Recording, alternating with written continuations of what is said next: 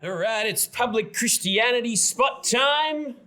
I feel like after the children's ministry announcement, I should get you to all come down the front and sit cross-legged in front of me, but it's not going to work. So, a reminder, what are we talking about when we're talking about public Christianity? Public Christianity is the way that Christianity is proclaimed and perceived in the public square.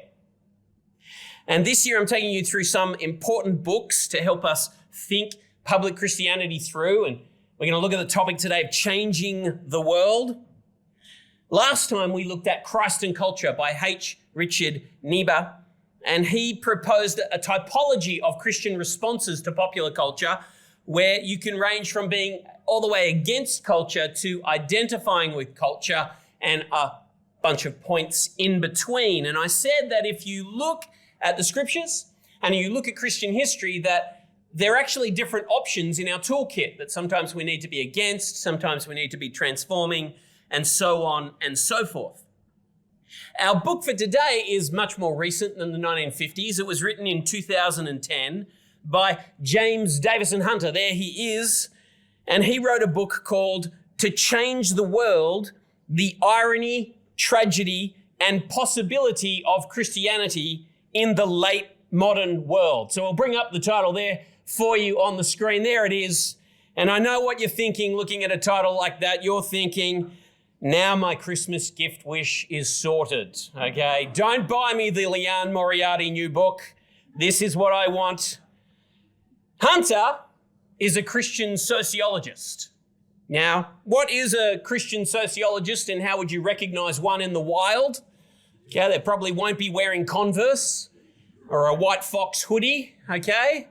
But what is a sociologist? In the most brutally brief definition, a sociologist studies society and how it operates, how it functions, how people relate, how power works, how people behave, and how that affects the whole. So they study society, hence the name. Now, here is why James Davison Hunter is helpful to us. Many Christian organizations have in their mission statement that they want to change the world. Tons of parachurch organizations talk about having a world-changing impact, of raising up world changers. We love this talk.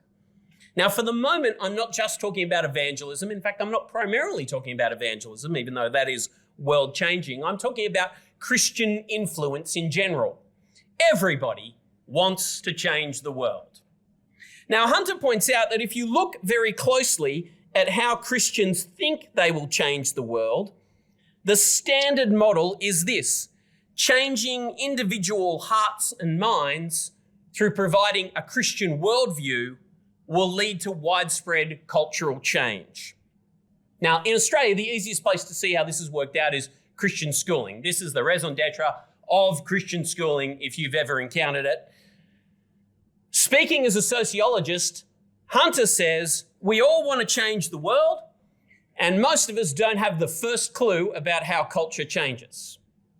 That's what sociologists do. They actually examine how is it that culture change normally happens. Now, we love the idea that our ideas change the world. We think ideas have consequences. So if we can just get our Christian ideas out there, then the consequences will happen. But the sociologists actually point out which ideas get to have consequences in a culture. Which ideas get listened to in a culture. Not every idea gets that opportunity. And Hunter's basic insight is this: culture is formed more by institutions than individuals. He says it is well and good to raise up people as individual little world changers, but most of the time, individual power must work through institutions, at least within the Western world. But what about William Wilberforce, I hear you say?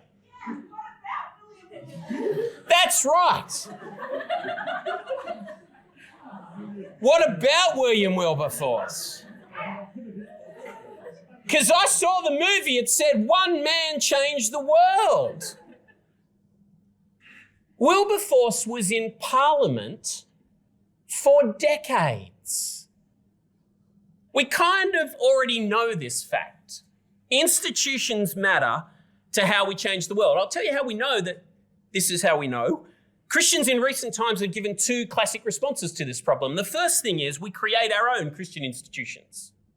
Schools, arts, theme parks, gated communities, not looking at anyone, Ed, but your country's particularly strong at representing this particular tendency. Yeah, that's why Ed is a refugee. We welcome you, brother. This is also well represented by your country. We try and take over the world's institutions, seize control of politics, art, Hollywood, and everything else. Now, let me not pontificate about whether we should ever do either of those things, but Hunter proposes another way. He talks about Christians aiming to be a faithful presence within society. You want to raise up people to change the world. Part of what you want to do is teach them how to be faithfully present in society. Now, what's his point? His point is, first of all, that Christians need to be faithful. They need to be faithful to their Lord. In particular, they need to follow his way of power. The vast majority of Christians, for example, who try and take over the world's institutions for Christ, end up doing so in an un-Christ-like manner. And he says that's disastrous.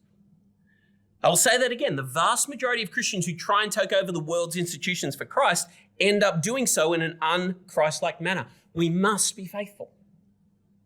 But we also need to be present. And when Christians invest all of their resources in creating parallel universes, then you remove the potential to be a positive influence, however small our mustard seed is. And so here again, I cite the example of Christian schools. A large amount of my friends are Christian school teachers. My kids go to Christian schools. I love, appreciate, and pay for what they do. But if you pull most of the Christian kids and most of the Christian teachers out of public schools, what do you think is going to happen? There's an old line been used since the 80s, which is the world is run by those who show up. Davison Hunter says, you want to speak in the public square, you've got to stay present in it to do that. And so Hunter isn't the last word. He's not beyond criticism. He's not the answer. But he does challenge me that I shouldn't always run, that I shouldn't always attack.